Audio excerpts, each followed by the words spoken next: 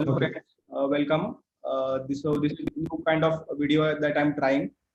Actually, I wanted to do it from very long. I had this idea in my mind. So today I have with me my elder cousin, Mr. Yuvraj. So thank you, Yuvraj, for joining in this video. Hey Sid, happy to join. Yeah, so he's joining in this video from Amsterdam. He's in Amsterdam right now. I'll start. I'll start.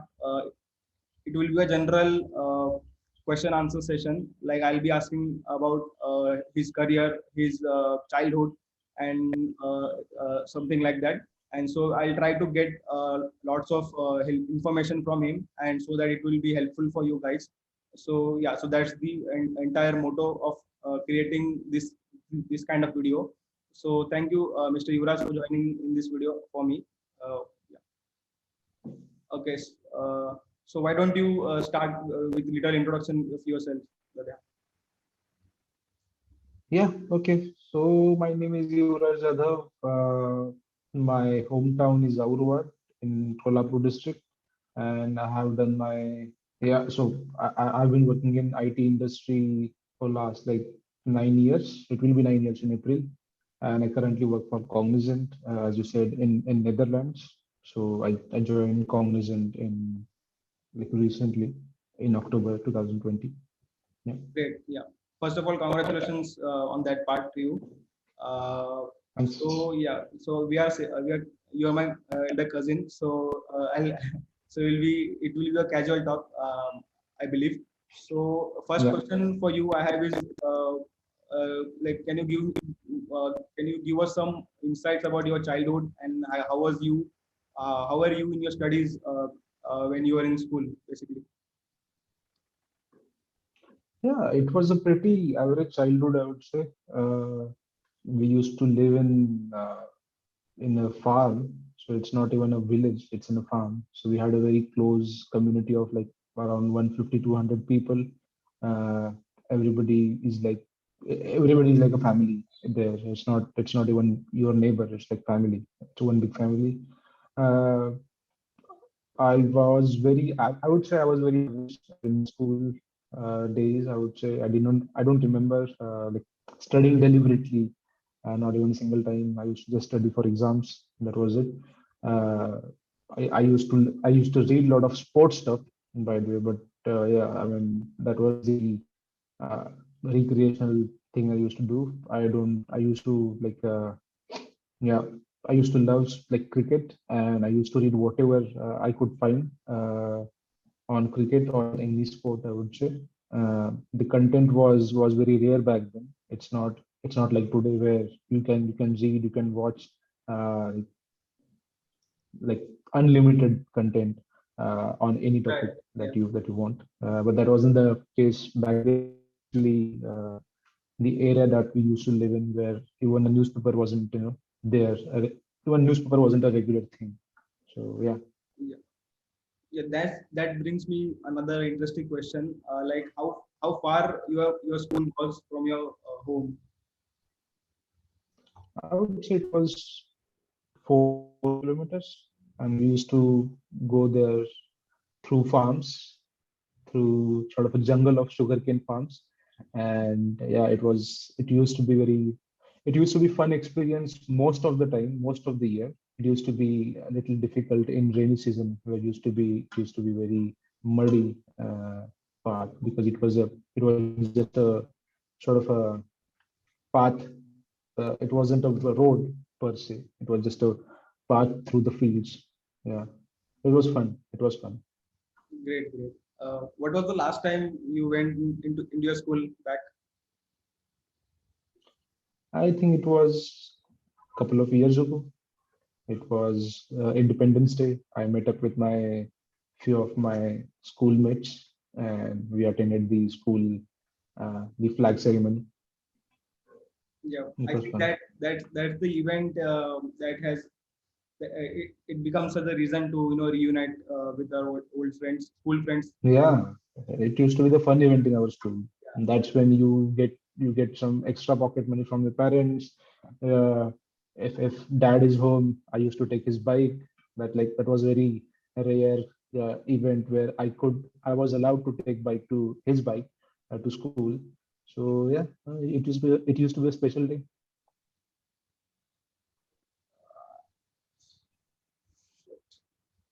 Okay. माझा video दिसतो तुला? Nope.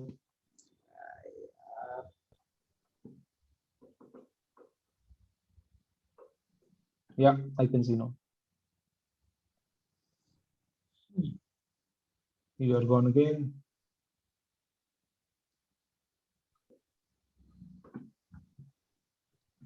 Yes, I'm back. Yeah, okay. That was great. So I believe you're Some watermark. Yeah, okay. it's fine. Yeah, I'm actually using free version. So Yeah, yeah, go on. yeah. Thanks for sharing that information with us. That brings me to another question. Like I think it is not relevant right now, but still, as a formality, I wanted to ask, like, how much did you got? How much percentage did you got in your SSC and HSC boards? So do you want the exact percentages? No, you Because can. that's bit It can be embarrassing. approximate. Yeah, okay. So I can share my 10th because I'm okay with them. So I got like around 72% in my 10th.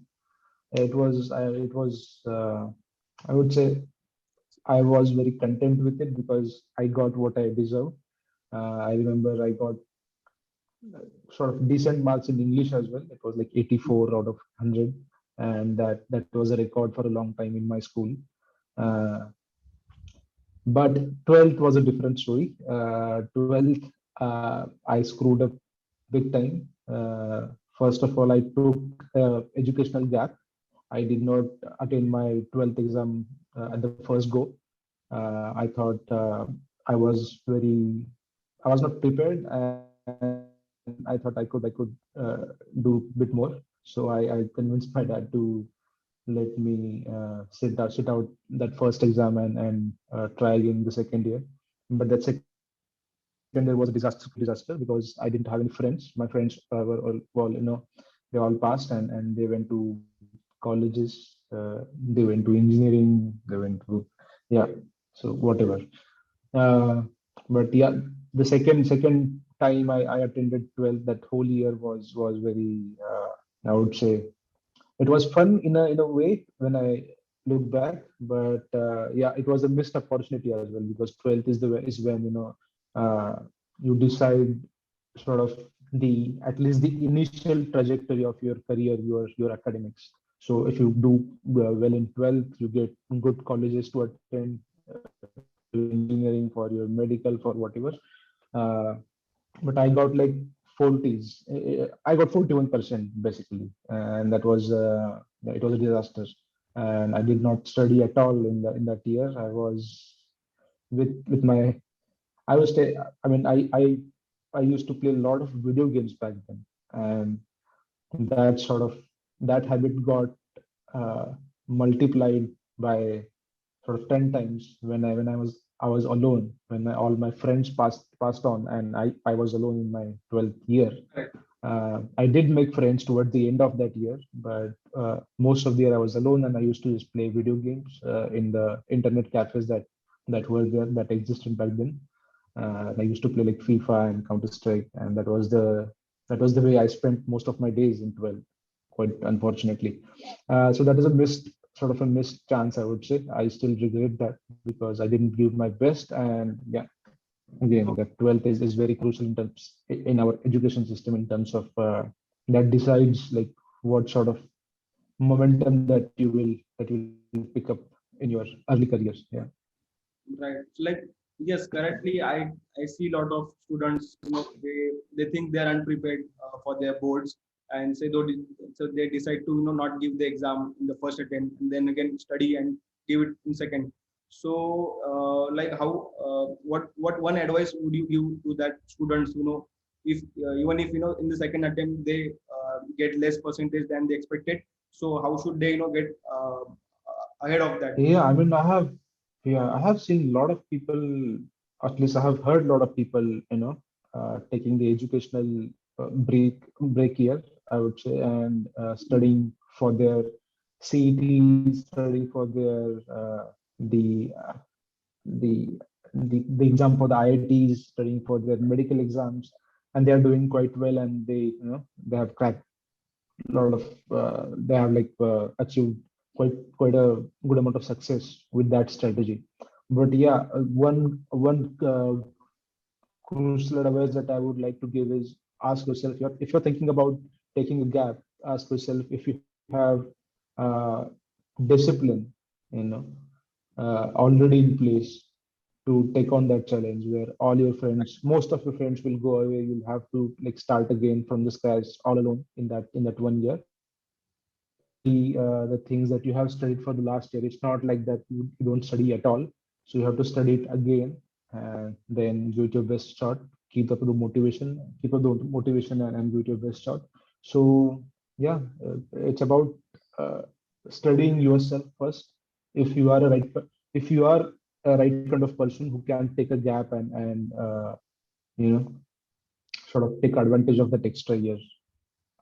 Yeah. So, yeah, I do understand. Like, you have done your 11th and 12th into science. So, any particular reason into going into science field and not into arts or commerce or any other diploma? Uh, I sort of like I was always into the computers. So when I was in eighth standard, there were few computers. There was a small computer lab in my school, and I didn't learn much, but I got that infatuation with computers. I always wanted to do something with computers, right? Uh, and that's where I when I had to decide which stream I should take. The science was a very logical choice, given that it's the path towards engineering, right? So you could go on and do engineering and go into Right. the Yeah. So engineering fields like that computer. Yeah. brings me to the next question. Like after your boards, HS 12th boards, so which stream did you choose into graduate with, and from which college did you Yeah. complete? After my 12th disaster, only choice I had in terms of following that software development, software engineering uh, dream was to take BCS or BCA because I scored 41 and minimum criteria for engineering colleges back then was 50%. So I was like uh, automatically disqualified to attend engineering. So I had to go to either BCS or BCA again. So I chose BCS because it was available in my junior college, that was Willingdon College in Sangli. So they had BCS, a decent BCS department. So I chose that because that was the only college I think uh, that was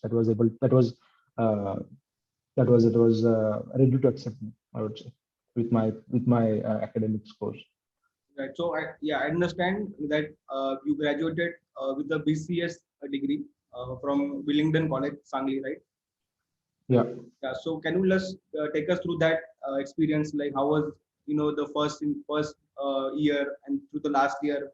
What all things you did? What all extra activities you did apart from your studies? Yeah. I mean, I On self don't. improvement. Okay. I don't remember much of it. BCS. Yeah. I mean, but BCS is it's like a little kept. It's a very well kept secret, I would say. In our education system, BCS is as good as software. I would software engineering or Right. IT stream engineering, right? Right. Uh, and you can do it in 3 years, and you are eligible for the same jobs that are your software engineering or IT engineering counterparts are. So you can just get into the same jobs if you're looking for an average job, I would say. Yeah. So yeah, and that's why I suggested you as well to attend BCA instead of going towards engineering. Yeah. Right. Uh, and my BCS was again it was very it was again very straightforward, nothing dramatic. I did not see I the only again there are certain things that I wish I could have done better. One of that thing is like learning to program. So most of our students who do BCS, BCA, or even software engineering, IT engineering, they can't code when they pass out. And that's why we have these our big IT companies. They have their own uh, training programs to again retrain these engineers, right? So yeah, that was the only thing I wish I could have tried even more, to learn programming, learn coding in the BCS itself. But I think it's much more easier to do that in these days now, because again you have internet, which is very easily accessible to everyone. So, and you have a lot of free content there to study, to learn coding Hmm. from like best people in the world. So that was not the case in ours, like back in 2006 to 2009. That's when I did my BCS. Yeah.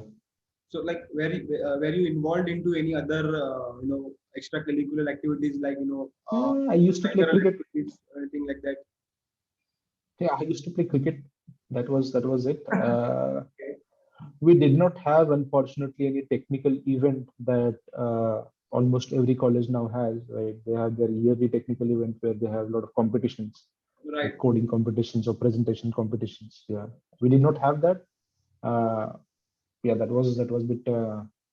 Yeah, it wasn't such a common thing back then. Right.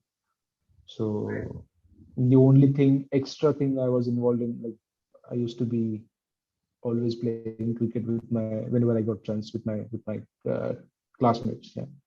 Right. So yeah. Mm. So can you just give us an idea about the projects in terms of software engineering that you did in your graduation period? I remember doing one simple software. Uh, I would say it was a .NET software, uh, a standalone desktop application for something like newspaper circulation or something, right? It was very simplistic uh, So project that it was that we just did for the last year. is it what just a front end part or did the database? It was everything. It was everything. Yeah, we did everything: the front end, the back end part, and the database part as well. Yeah, Right. So did you do any certification while doing your graduation? Uh, I haven't done any. I haven't done a single certification as of now. I think, yeah, certifications are not bad. They are, of course, they have their own value when it comes to IT field. But again, it depends on like what kind of developer you are, right? If you're a Java developer, if you're a .NET developer, if you're a, let's say, a a DevOps engineer right now in these days, then yes, the certifications add value. But I was most of my life was a front end developer, and front end, uh, it's not a proprietary platform, so there is no one to certify you that you are a good front end developer. That's a good thing, I would say. Uh, so yeah, I haven't done any certifications as of now, but I do plan to do some few certifications now, mhm. since I'm like working morely now as a full stack developer. Right. Right. So yeah. So you're right. I believe after your graduation in BCS degree, so you moved to Pune and you did uh, post graduation degree in MCA. So how was that experience like moving from Yeah, Sangli I to mean, yeah. So moving from Sangli to Pune, yeah, it was bit of a shock seeing the. So it was not a Pune per se. Uh, I did my MCA in it's college called Rajashri Shahu College of Engineering. It's part of that huge JSPM uh, education education, I would say, education board or education yes. institute. Yeah, they have a lot of colleges all around Pune. So RSOE, the Rajashri Shahu College of Engineering, was one of their best ones. So I joined that, and it was in Thergaon. It was like it I think it was back then. It was just the outskirt of Pune, right? It wasn't part of. It did not feel at least part of Pune. Yeah, it felt like you have gone to an overcrowded village. That's what I felt. Now it's a bit nicer in that area, but back then it felt like you. It's a village, but it's not typical village. It has a lot of people and a lot of apartments. Right. And the MCA was again MCA was a bit more productive for me. So that's where I sort of made my mind to learn coding, do practical on my own and not copy uh, my fellow students. Yeah, so it was productive. It was fairly productive, I would say.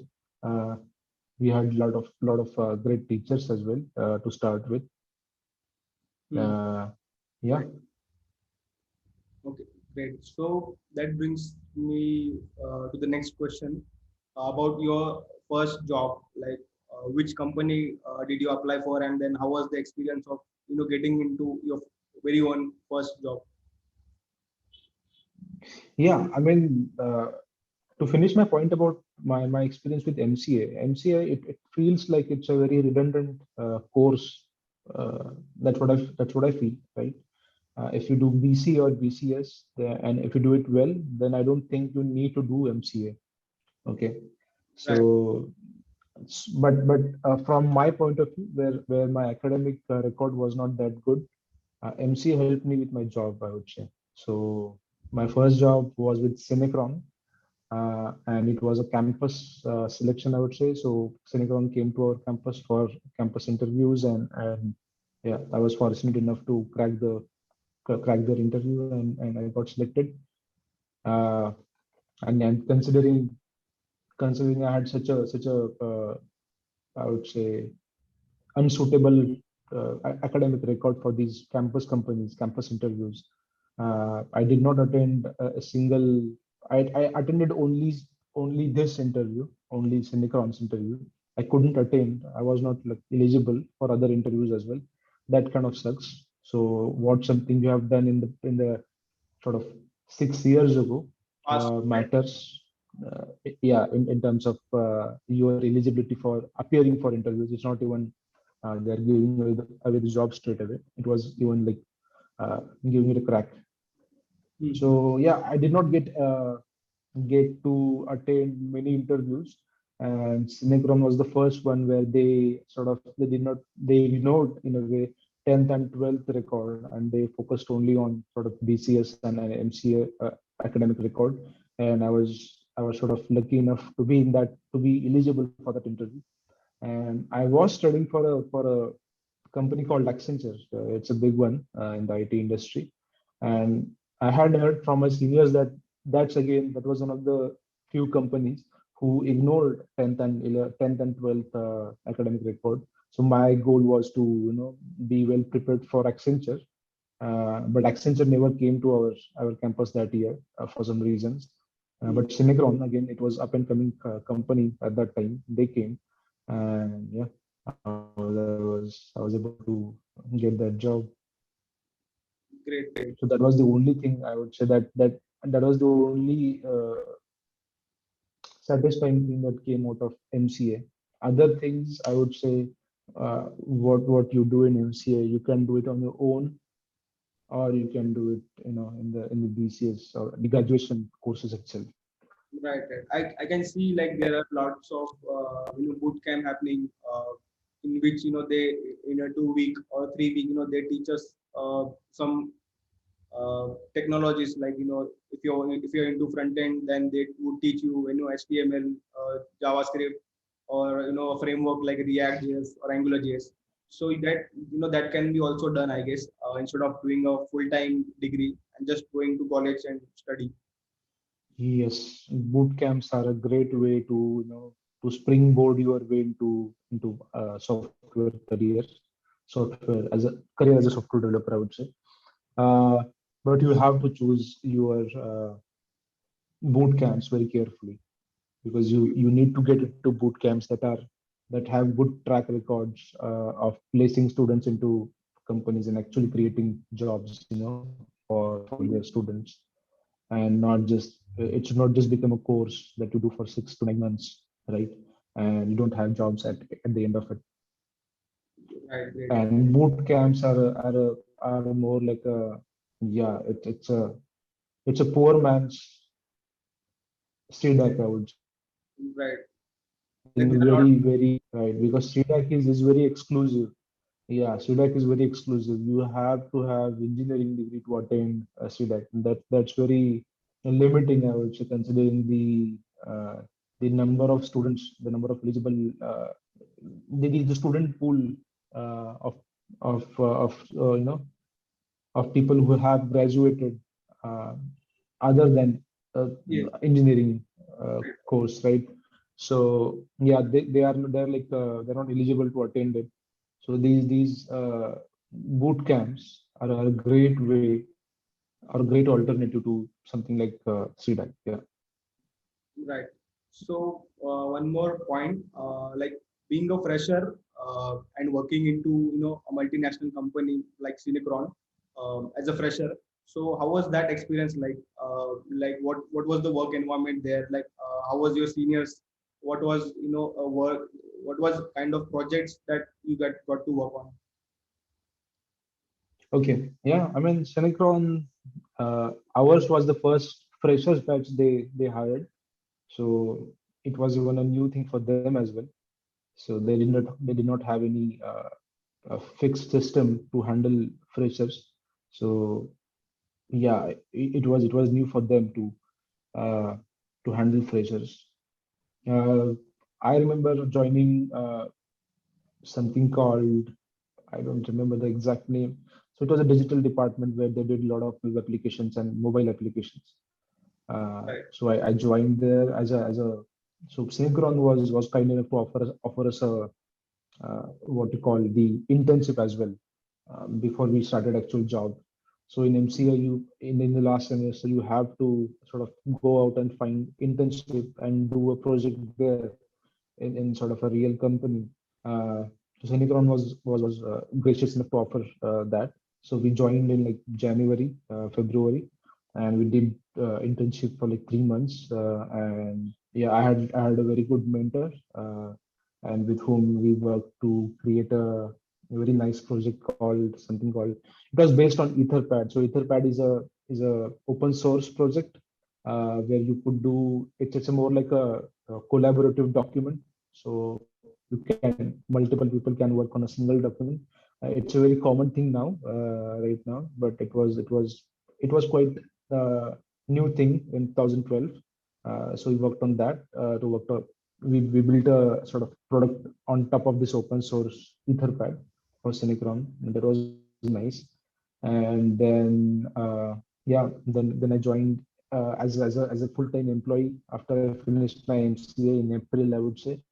It was a nice experience. Again, I continued with the department that I did my internship with, the digital department. And for the 2 years that I was there, it was a nice experience. I did make a lot of good friends. So it wasn't just about working for a company and living it at that. I did make a lot of good friends there who are still in contact with me, still till today. And yeah, I worked mostly on something called PhoneGap iPad applications. So they were like web applications wrapped in PhoneGap framework, and they were deployed as a sort of iPad applications. So I worked mostly on those for a couple of years. Then I left for my next job. So Right. overall, it was a nice experience with Cinecron. Great to know that. Like, I would want you to tell something to the freshers that they are into the first initial months of their job. So what were the things that you realized after after you moved from their company, that you could have done or you should have done that things. Yeah, I mean, so just like I said few minutes ago, most of our freshers who join companies, IT companies, or the any sort of software companies, they are ill prepared for the job to do the job right away. And that's where a lot of companies, most of the companies have some sort of training program, uh, right, to to retrain these people and make them job ready in a sense and start being productive for the company. So yeah, my advice will be, I guess, learn coding, work on your side projects, work on projects with your friends, work on open source things in the college itself, and that will help you a big deal when you go out and look for a job, or start your first job, Hmm. because you'll be confident, and you'll already have uh, experience of actually building software, and not just doing sort of these tutorial like labs that most of students end up doing in their period of their graduation.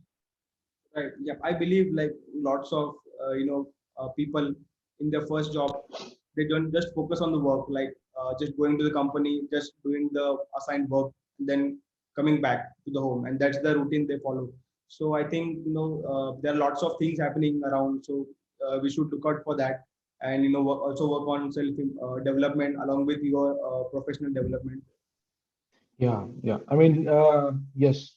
So when you start your job, again, apart from technical skills, most of people sort of lack in soft skills as well. So it's about communicating with the seniors, communicating within the team, right? Raising your points in the meetings and not just in private one-to-one conversations, right? So, and like interacting with clients, understanding their pain points, like communicating your solutions for them. So yeah, I mean, a lot of freshers do lack in soft skills as well. So yeah, I recommend like working on it as well, right? Throughout your college years, and again, in the initial part of your career, as you work in good environment, with good teams, you will of course naturally get better. But I think we'll have to consciously try as well to speed up that process. And it comes to learning as well, technically, because we work in a field where things change sort of annually, right? There's always a new version of the framework that you are working on available in the like in the next year. Yeah. So you have to keep up with the new things. You have to learn them. You have to understand like what's changing. And yeah, you just have to try a lot of things when you are a fresher, and then again gradually choose what seems good to you, and yeah, work on them, like create sort of expertise on those small things, Right. small number of things. Yeah, I'm also lately understanding the importance of effective communication, that is being taught. So in some companies, you wouldn't get any trainings on that. So I had to learn a lot of things on my communication. How should I communicate with my client, or my colleague who's sitting next to me, or my Yeah. team lead who is sitting in some other country. So yeah, I believe effective communication is one of the keys to be successful into the corporates, right? Yeah, I think, yeah, if you feel that you are lacking in some of these skills, then you should definitely, join good soft skills courses, I would say. A typical English speaking course uh, is also fine, right? Because there you will, on daily basis, you will learn to interact with other people, right? Try to formulate your thoughts into sentences, and trying to communicate with others, because that's what we had done. Just I sort of recalled just now that we had done one wonderful uh, communications course before joining Synchron. And yeah, our college had facilitated that for us, the people who got selected in Synchron for Synchron. So yeah, we had a very nice teacher called Sanjay. I don't remember his surname, from Pune, and he used to like, it was a fun session. We used to have every day for 30 days, and we learned a lot as well. So it's about confidence. A lot of people, they sort of think that speaking perfect English That's what they call, uh, being good in communication. But that's not the case. I have seen a lot of people with broken, not broken, but not perfect English, surviving in the industry for a long time, and they survive there because even though their English is not good, they have a way to communicate their viewpoint, their thoughts to other people in the team, to people at the client side effectively. Right. Like I Yeah. believe in our industry, like IT industry, we have to face or maybe answer client, have a communication with them, solve their queries and interact with them. So that helps every individual who is working with the client directly to improve on the communication. And right. So and also consistency is a key, I think, because practicing every day something that makes you perfect in that thing. So it should you should be consistent enough to try that thing on at least a daily basis, give some time on that. So by over a period of time you will be an expert on that thing. Yeah. Yeah. Again, it's a continuous process, right? So just like everything, you have to do it every day. So just again, like I said, if you work with good teams where there are opportunities to present yourself, to express yourself. Uh, yeah, if those opportunities are presented like sort of consistently to you, you'll of course get better. Yeah. Right. Yeah, so I believe you have been working with lots of multinational companies. So why don't you take us through the journey from Cinecron and to the the company you're currently working with. Okay. Okay. So yeah, after leaving Cinecron in 2014, I joined a product-based company called Servient in Pune. Uh, it was a small team. I think we had at our peak 20 people in the office, at our India operations. It was again it was a nice experience. It was a Yeah, that's the job I learned sort of my learned the most, I would say, in my career, because being a small team, you had everyone was expected to be an individual contributor and depend on other people to sort of spoon feed stuff uh, for you, right? So it was a learning experience. Yeah, it was a, I would say, Houston-based company. It's in legal domain. They have a very nice product for sort of lawyers and the legal departments of big companies. Uh, yeah, and that's where I did like most of my.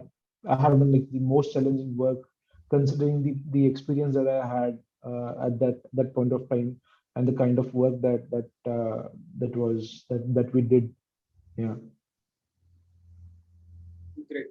So yeah, so I believe currently you're working with So yeah, okay. Just to finish the journey, I would say, yeah, okay. So Cinecron, yeah, I was there the longest, I would say, in my career. So I was there for almost 4 years. So I left Cinecron in 2018, February 2018, after almost 4 years in it, working there, and then I joined IBM. So I joined IBM in 2018. Again, it was great experience, and it was the first time where I joined a very, I would say, a typical giant IT giant, right? Because Cinecron, it was a big company, but it's not a giant. It's not as big as say IBM or Cognizant or TCS or Infosys, right? It was a first typical IT giant I joined, and it was good. Good experience. Uh, I joined and worked for a banking client for for entirety of my duration there. I had a great manager uh, who was extremely technical even for his experience, and that was something that people around him aspire uh, to do. Right, seeing your manager being that technical and still involved in the coding work, actually, like contributing technically as well. So yeah, uh, it was again learning experience to be working with him. I had a great team there as well. I made a lot of, not a lot of, I made few friends, but I would say good friends. Yeah. Then my wife Sarika, she came to Netherlands first in 2019, I would say. Yeah, December 2019, and that's when my sort of I started looking out for opportunities in Netherlands because I wanted to follow her and join her here. Mm, Okay, so unfortunately, IBM did not. Yeah, yeah. so I think IBM did not have. Yeah, sorry. yeah, I think she was your inspiration to go there. Yeah, yeah. Quite literally. Yeah. Uh, so yeah, IBM unfortunately did not have opportunities in I would say in Netherlands. And by the time I started looking for a job in Netherlands, sort of outside IBM, in February, uh, COVID hit and everything stopped. But yes, through my one of my former colleagues, who is again senior manager in Cognizant, I got this opportunity. It was very hard to crack, I would say. It was the toughest interviews I have ever given in my career till then. Uh, yeah. So after a couple of tries, I would say. So first, again, like in May, I did interview with one of the Cognizant's clients to come here. Uh, but that position unfortunately went away. They sort of offshored it. They hired a developer in India instead. I had to wait for like a couple of months. Then again in July, my current team came up with an opportunity, which I grabbed. And yeah, I'm here. I traveled to Netherlands in October, 12th October, and I joined Cognizant on 15th. Great, great, yeah, And great, great. it's been a good working here since Yeah, then. that brings me to one more interesting question that I had from lot of time in my mind. Like lots of like I'm in IT industry from last past 5 years, but I never give it a thought of going outside of your country to work for some company. So like it is like a kind of fear that some people have, like the interview would be tough and the process would be very tough and I would never able to go through that process. So like what kind of advice would you give us to the people like me who still have that kind of fear, to who thought who thinks that this process of going out of your country for your work is not that difficult. Yeah, I won't say it's easy. Okay, it's not easy. But again, you can plan for it. It's about doing your studies, keeping up to date with the technologies that are in market, that are in demand, that have jobs in the countries that you're looking for. You know, and yeah, it's about preparation. It's about being good with your communications.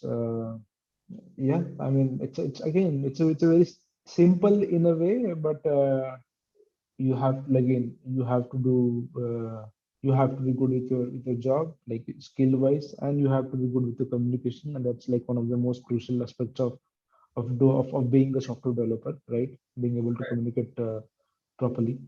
And if you do that, and if you find good opportunities, yeah, I mean, there is no reason that you can't sort of you can't crack it. Yeah, there is no reason why.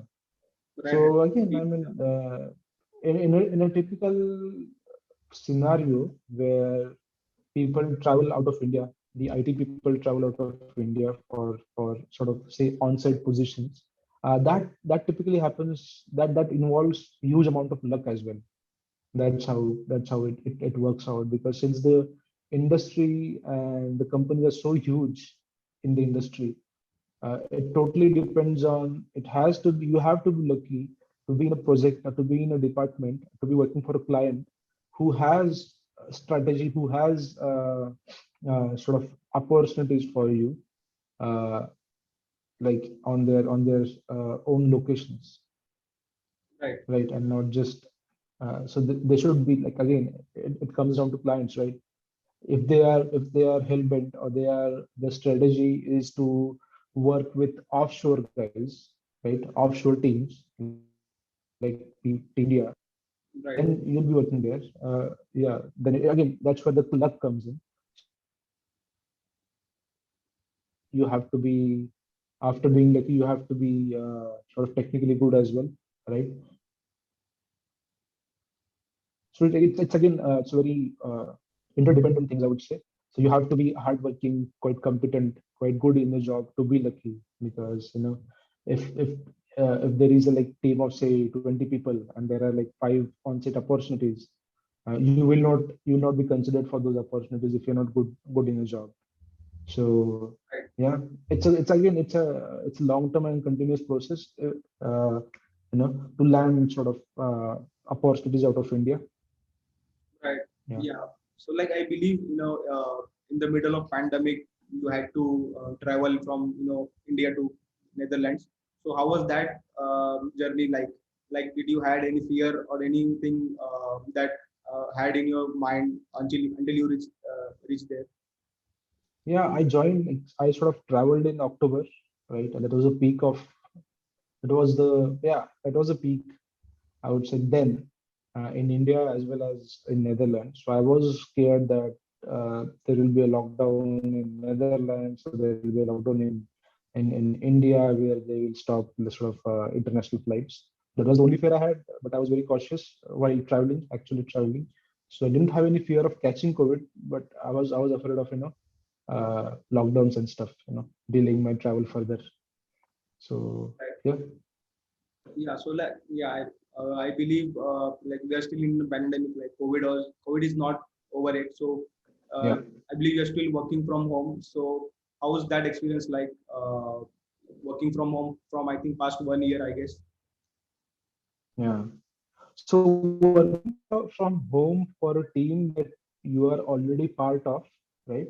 Like most of us are, you are working with the office with your team, and suddenly this pandemic hit, and you are forced to work from home remotely. So everyone is working from their homes.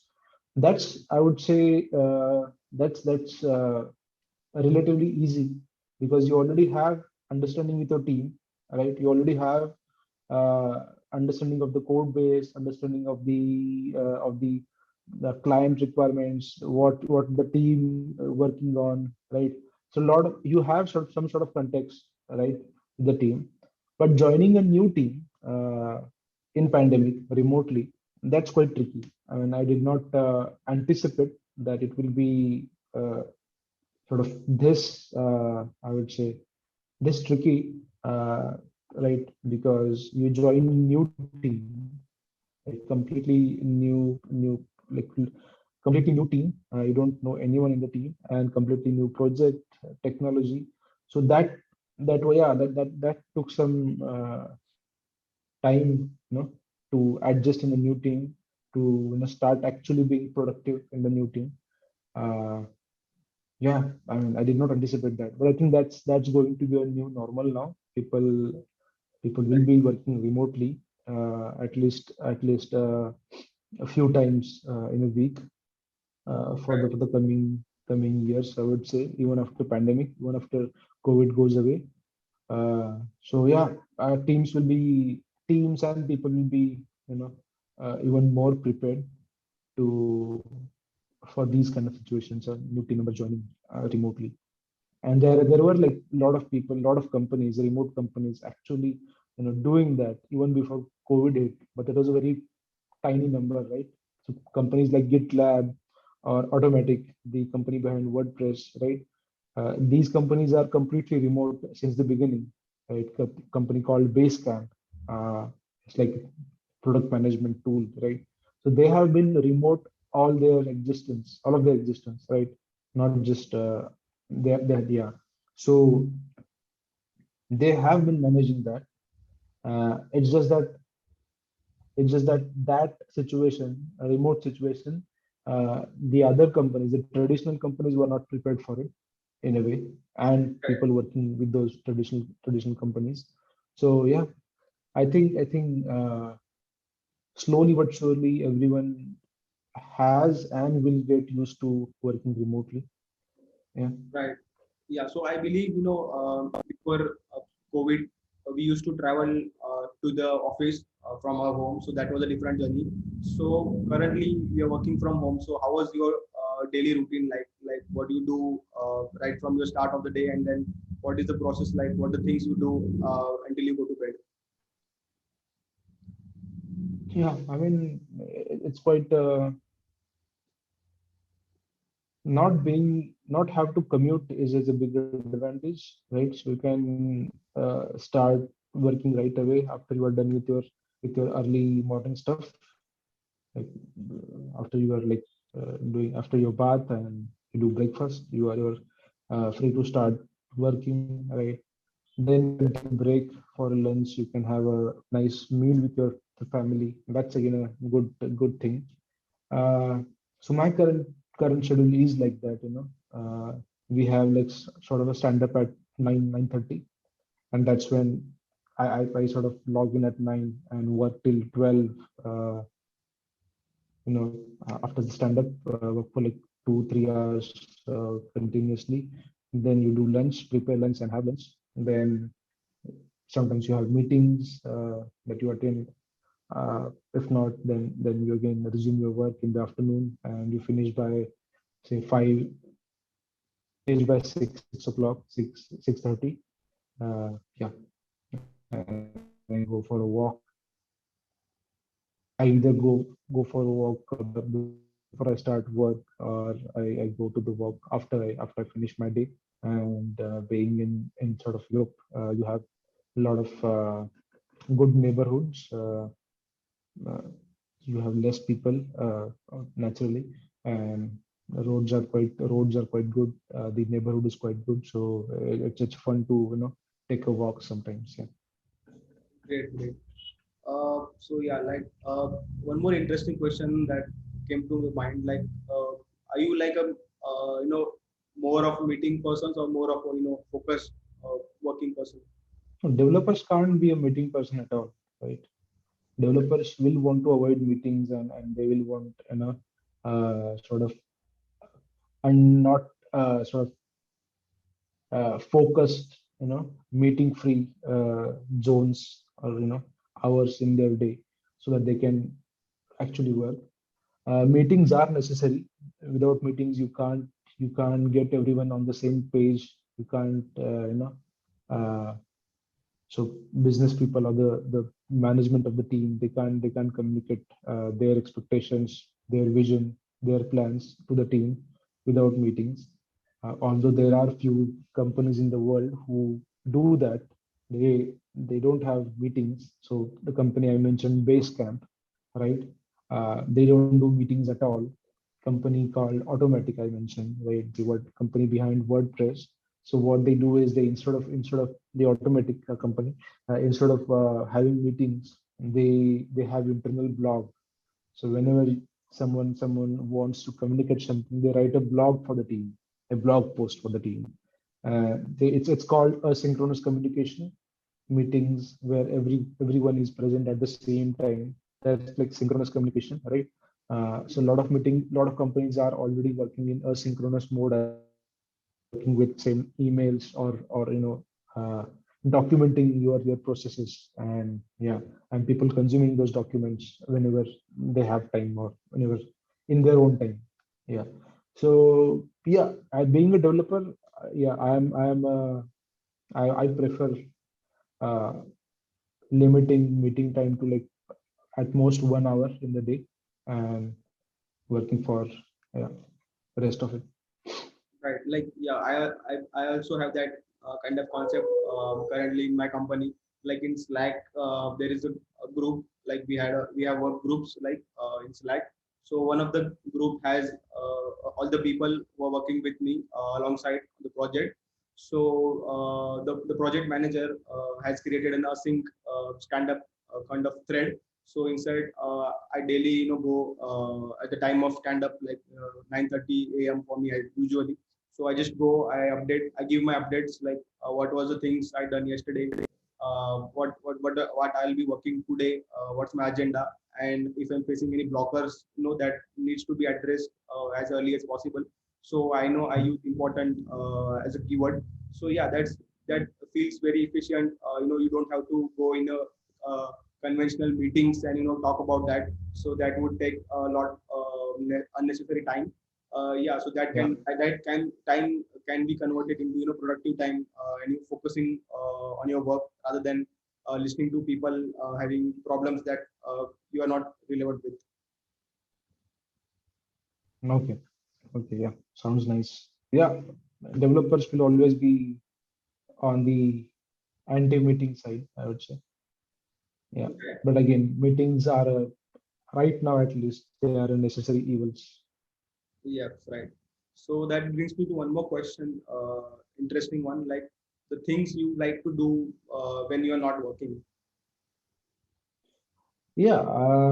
I still follow sports quite vigorously. So I follow football. Uh, I have recently developed interest in UFC, and I have sort of started following F1 again. I used to follow it in our college days with my friends, but it had stopped. But again, after watching the F1 series on Netflix, that interest has again came back. So I'm following that. I just watched qualifying session of the first F1 race of the season of this year. Yeah, I do that. I follow sports. Then again, as I mentioned, I have sort of I used to love. I used to do walks on a regular basis in my back in the day. So after coming here in Netherlands, I have started doing that again. I go on a walks, sort of say 30, 45 minutes per day, Mhm. and then I read a lot on the internet. All sort of interesting stuff that I find on Twitter, Hacker News. Yeah. Right. Yeah. I That brings to one more question that I would have asked earlier, but that came to the mind right now. It's about you being, as a web developer, you are mostly into front end development. So why is that so? Like, why not Android developer? Why not .NET developer? No, not .NET. Why not a Windows developer, basically? So why a front end developer that too on web? I was always inclined towards UI development, I would say, or front end development, because in college I had developed interest in PHP. So PHP is a scripting language that you sort of create websites, dynamic websites, using these small scripts, right, in your HTML pages in a way. Uh, so I had developed interest using PHP in PHP, and I did do a couple of small projects towards the end of my MCA. So after joining Synchron, I saw that PHP is on the it's still widely popular language, okay, Right. but compared to say JS frameworks. So JS frameworks around the time like around 2012, 2011, they started replacing these scripting languages in terms of number one spot, I would say, right? So things like PHP and Ruby on Rails, or say Django of Python, they still have a lot of developer attention. A lot of developers still work on these frameworks, but their popularity is very less compared to things like React, Angular, and that's how the industry has moved on, right? So you have your UI built with these front-end frameworks, and you have your REST APIs built with your backend languages, and yeah, and that's how the modern web application is built. Okay, so yeah, like I said, when I started my career, the JavaScript was on rise, and JavaScript frameworks were getting very popular, and that's what I followed because I wanted to be a front end developer. It wasn't like I was in love with PHP and I didn't want to work on anything else. I wanted to work with web. Right. Yeah. Yeah. So one more doubt I had, like as being a fresher, so how would one decide, to what kind of technology that they would, go in and check themselves or test themselves that they Yeah. can be a good fit. Like they, in IT currently, there are lots of fields like front end development, like back end development. We have DevOps, we have AWS, and there is a CI/CD. Yeah. Like Yeah. lots Yeah. of streamlines are happening in the IT. So, as a fresher, how would one decide in which side they should go? So again, just like people decide their streams once they are out of 12th, you can't decide on technology once you are out of college, once you are graduated, once you have your engineering degree, and then you should not decide. Then you should not look for technologies. So my point is, you should be working with, again, technology and information around it is very accessible. It's very cheap right now, right? Yes. So you should be familiar. You should try again a lot of things, right, in your college day itself. So you should have at least idea that what is what, right? What is .NET? What is Java development? What is backend development? What is front end development? Right. What is DevOps? What is cloud? You should have at least idea about them, and then you should think about like what interests you, and work towards it. Like prepare projects in it, right? Uh, do some open source contributions around it, right? Uh, yeah, do projects with those technologies. Do your college projects with those technologies, right? You should not start looking for what should I work on or what stream should I choose, like what's in demand, right? You should not think like that when you're about to start your job. You should have some context, right? Hmm. Before that, you should have some experience with coding. You should know what's happening in the market. Right. Or Yeah, one, and one based on should that, you be, can pursue. right. One should be flexible enough Yeah, to go into different kind of streams as and when required. yeah. I mean, it might sound harsh, but if you are not prepared, you have to be flexible, right? So if you're a fresher joining joining TCS, and you don't have any experience with coding, or you haven't done any explorations on your own in your college days, then you are at the mercy of your training, sort of training system at TCS, these big companies, and they will decide that what you will work on, right? Hmm. As as uh, Right. as you start your get Right. Like, yeah, as I you start believe. your actual projects, right? So again, yeah, it's in your hands, uh, to, if you're doing, say, BCS, BCA, or IT, or software, computer science, I would say computer science in your engineering, right? Uh, then you should be fiddling with technologies, with software technologies. It doesn't cost much, right? Everyone has laptops these days. It doesn't cost much to try out things, and you should be familiar with at least couple of technologies, like say JavaScript or say Java, right? Uh, these things are still in demand, and they're used in every company. Or things like Golang or Rust, which are sort of niche languages compared to Java, but they are quite popular in the product companies. Like Golang is a language from Google, right? Rust is developed by Mozilla Foundation, and these are like interesting languages. You should have ideas around like what's happening in the industry that you are about to enter. It should Right. not be a clean slate for you, right? Because if you're a clean slate, then people will write on it whatever they want. Hmm. Like one more answer I wanted, like you have been through various interviews, lots of interviews, I guess.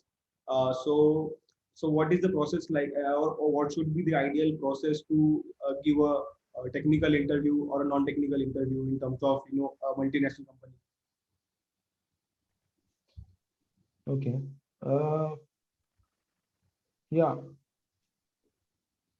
Rather than like appearing for interviews, like I have appeared for handful of interviews. I have taken a lot of interviews as well. Like I have conducted the interviews from the other side as well, right? So what I look for a candidate is like how good they are with the fundamental technologies of their work. right? So if you're a front-end developer, then uh, I will not go that far into the which framework, like how well you know your framework, how well you know your React or Angular. I'll always check, and not just me. It's like good companies, good teams. They'll always check if you're good with fundamentals, JavaScript, HTML, and CSS when it comes to front-end development. Say if you're a Java developer, then people will ask you about fundamentals of Java, right? And not fundamentals. I don't mean simple questions like what is inheritance, right? It's about knowing the language, right? Uh, uh, yeah, knowing the language and knowing the constructs, the pillars of language through and through. Yeah, so yeah, prepare well on fundamentals, right? Then prepare well about your current job, current profile, that you should be able to sort of explain your role uh, to the interviewer quite well. Like I'm always interested in like what's the current role of the interviewee, right? Because that's what they do on the day-to-day basis, right? And if they are coding on day-to-day basis, they'll be good with coding, right? And if they are stuck with say support job something like uh, yeah, I mean something like maintenance, right? Doing maintenance of a system, then they will not be that much well versed with coding, that much confident with coding, unless they are trying on their own in their own time and learn stuff, right? Yeah. So always prepare well about your current role, about your current team, what your current project is, right? So yeah. Yeah. So like as a fresher, let's say I've just finished my graduation, and then the campus placement happened, and I didn't get any opportunity to work with any company, or I was not able to crack any interviews. So is it how is the process? How is the off-campus process should be like, or how one should reach out to the jobs? Yeah, again, this process, you should not be in a position where you don't have a proof of work that you have done, and you are looking for a job, right? Even if you're a fresher, again, doing those good projects in college, right? Working on interesting stuff, working on side projects, working on sort of say open source in whichever way possible. It's very crucial when you're a fresher, be it on-campus interviews or off-campus interviews, right?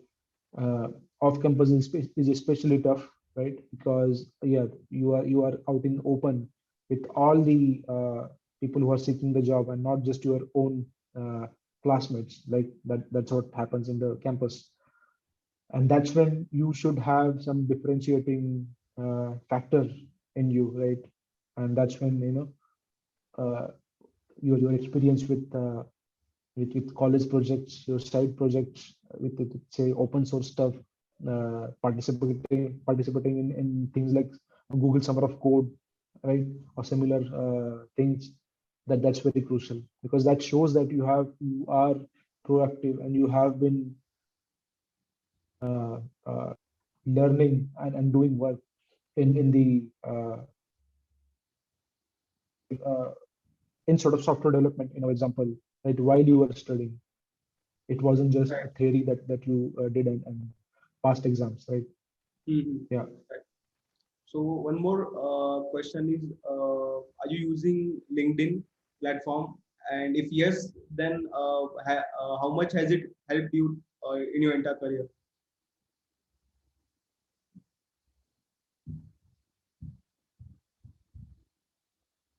In India, at least in India IT circuit, quite recently. That is my observation. And as of now, with my like opportunities, uh, I haven't seen much sort of uh, I haven't got much opportunities through LinkedIn, I would say, right? Which I have got from my own contacts.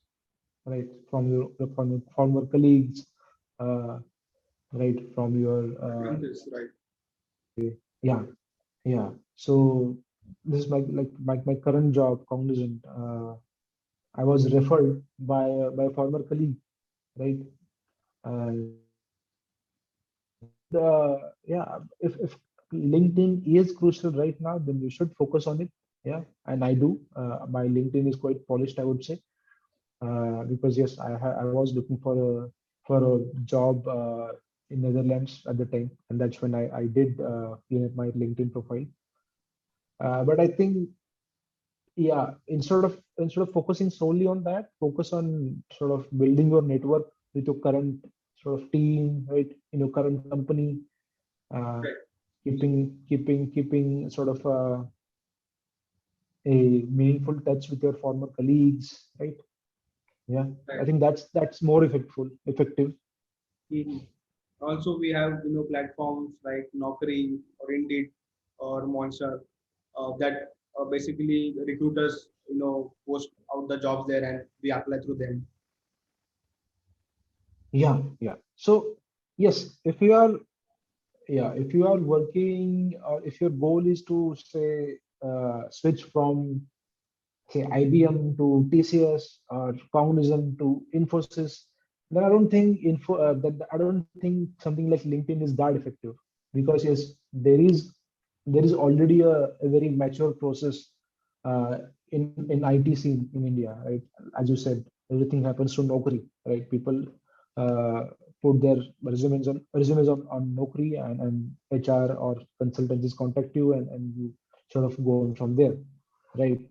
LinkedIn is especially sort of, it may be helpful when you're looking for say product jobs, right? Jobs in product companies, where uh, product companies don't go through these traditional channels like Naukri to find candidates, right? So they will look at something like LinkedIn or your GitHub profile uh, to to get into more details about you. So yeah, LinkedIn is effective if you're trying for a non-traditional IT jobs, Mhm. Right. like product-based companies like Flipkart or Amazon, right? Mhm. Yep. That brings me to one more interesting question. Let's see. Let's say if I'm very fortunate that I have two opportunities in my hand, which are an equal MNC companies. Let's say A and B. So, so in that position, what should I look out for, or how should I choose one company from that two offers? Yeah, first of all, you have to look at the company, right? And what, so again, if that company is a typical IT giant, then say like Cognizant or IBM or TCS, Infosys, they are so big, then that you can't sort of define their culture as a company, because it will depend on the team or the department that you join. So always look for the project or team that you will be joining after you join the company, and try to gain knowledge on that, like what sort of project is that, what sort of team is that, what will be your role. That's the most important thing, right? What is expected of you. uh, yeah. Yeah, and I believe we get to interact with HR of the company. So it's better to clear all those silly doubts before signing that agreement. Yeah, I mean, apart from HR, of course, you will talk with HR for like compensation and other stuff. Apart from HR, it's about interacting with the interviewers, like Mhm. if they are from the same team that you'll be joining, right? That you're in the job that you're interviewing for, then ask them. I mean, yeah, that's one more thing. When I take interviews, there are times where people don't ask questions. So once I'm done with my questions, I always ask, if you have any questions, I would like to answer, right? I would like to try. More, like, a lot of times people don't ask any questions. That's not a, I would say, efficient way to do interviews, right? Yeah. Because yeah, if your interview has gone bad, you know how that you're gonna get rejected, then you don't have any questions, and we just, yeah, just leave. But if you have, if you think you have given a good interview, then finishing that interview with questions to the interviewer about the job, about the profile, about responsibilities, about like what the team does, it's very crucial as well, right? That shows that you are like interested in the job and not just the money that you'll be getting after the switch, right? Right. Yeah. Yeah, like there was one incident that happened. Like I was in the process of switching the companies, so I literally was applying for companies blindly, not even looking at the name of the company or the location that they want me to come. And in such interview, I was I went up to the last round. I had to discuss things with the director of the program, and that time I believe he asked me. Why I wanted to join that company, and I was completely blank. I did not have any answer. Yeah. Yeah. Yes, Again, yes, this shows that, yeah, yeah. that was one big learning for me. Like uh, before applying to a company, understand why you want to join that company. What is this? What is the Yeah. special about joining that, getting that opportunity and working with them and not with others in the industry? And that's pretty it. And one last but not the least question that I would like you to answer about your short term goals, maybe currently you have in mind, or any longer term goals that you're planned. Yeah, my short-term goals are, I would say, as I said, I've been mostly a front-end developer. Since joining IBM, I started working, a bit on back-end side. So I want to get better at back-end. I want to work on Azure, right? That's one of the most prominent cloud providers. Uh, yeah, that's my short-term goal. Long-term, yeah, I don't have any long-term goals apart from working for a good team and working for a good company, right? Mhm. Yes, and one more thing that I wanted to ask, like uh, while switching the job, how you should negotiate the salary that you want, or the desired salary you want to get. Yeah, I think you should know the current levels for the amount of experience for your role that the industry is currently sort of offering, right? So there are tools like Glassdoor, Levels for FYI, right? You should use these tools to understand like what's the current salary levels. You try to research on that, and then you have a number in your mind, and then you can yeah, sort of that becomes your anchor, uh, where you negotiate your salary with, right? Right. So yeah, come up with a number, right, and try to justify that number. Mhm. uh, yeah. Right. Currently, I'm seeing lots of job applications through LinkedIn or through other platforms.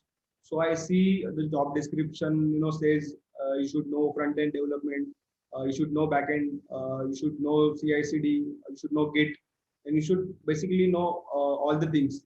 And the salary they are offering, that does not justify the position. So how should you go on that? Don't take up that job Right. then. So yeah, Yeah. I believe current. See, I mean, we are fortunate enough to be part of the industry that's very dynamic. In a sense, you can switch a job quite relatively easily, right? Especially when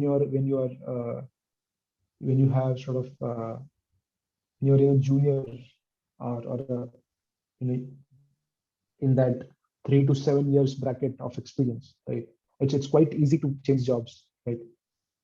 So yeah, if you don't like something, then don't join the companies, right? You will always have other jobs if you are good enough. Yeah. Right. Yeah. That one more thing, like being in the IT industry, working in IT from couple of years for you. So I believe there might have been points in which you are stressed about something, working with someone or working on something. So how you deal with that kind of stress in your daily routine? Okay. Like first thing is you have to be professional and polite with your colleagues, right? So even if you have a colleague who is hard to work with, you have to treat them fairly, right? First thing is that. Then, if there is a conflict, then you have to understand the other person's perspective, right? What's the thought behind their position that they have taken, right? And then always, if that if you have if your position is correct, then again you try to convince other people through, if there is a technical differences, then you try to do with demos, you try to do with POCs, right? And if their position is correct, then yeah, you ask them to prove that in similar channels like POCs and stuff. uh, and yeah, again, in a very in a good companies, there's always sort of system in place to solve these conflicts. In good teams, there are hardly sort of these sort of conflicts, right? If you have good mature people around you, then and if you are mature, right? If you're one of them, then you'll always see the correct side in any sort of conflict, right? So be it technical or any team oriented, team related thing. Right, right. One more, So it's about, again, it's about just to be, yeah. right, like currently Good. I'm also seeing, especially girls facing, issues with when it comes to jobs, like doing job, like moving out from the home and staying alone, and working alone and like standing up on their own. So not I would not say like currently it's happening a lot, but in some places that is happening, like girls are facing lots of issues from, a personal perspective. So if some parents are watching this video, so how would you like to how would you like to convey the, importance of, letting everyone, whether it is a boy or a girl, should work on their own?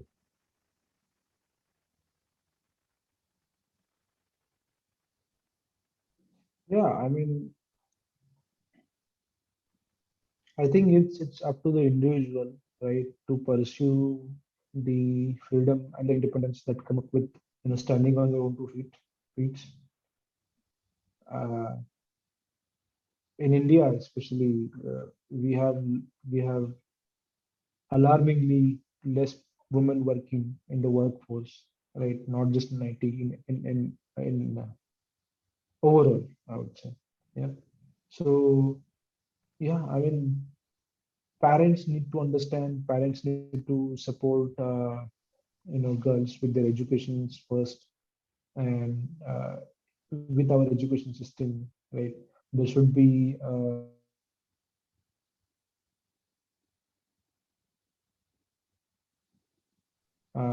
these jobs, right? Because what I had read is we have sort of uh, only 16 or 20% of women, out of eligible women, working actually in the workforce, right? And no country has ever become a developed country uh, with less than 30% of their women working in the workforce, right? Yes, So if India has to become a sort of a developed country, and they have to, take people out of poverty, we still have like millions of people in poverty. Then bringing people, then creating opportunities, and bringing women in the workforce is very crucial. hmm, right. So yeah, I think that summarizes all the things, I wanted to ask. So yeah, it I think it's an interesting journey for you, and also inspirational things that I am taking away from this video. Like, being low in the studies at school and not thinking about that, and always trying to learn from your mistakes, and then keeping on moving ahead of that thing. So keeping the past in the past. Yeah, Yeah. right. So yeah, that's it. I would like to thank you for coming on this video and sharing your entire experience that you have been through in your corporates. So I really appreciate that. Yeah. Thanks for having me, dude. It was a great chat. It was great talking about. It was great talking and reflecting about the past things. Yeah. Thank you. Thanks for having me.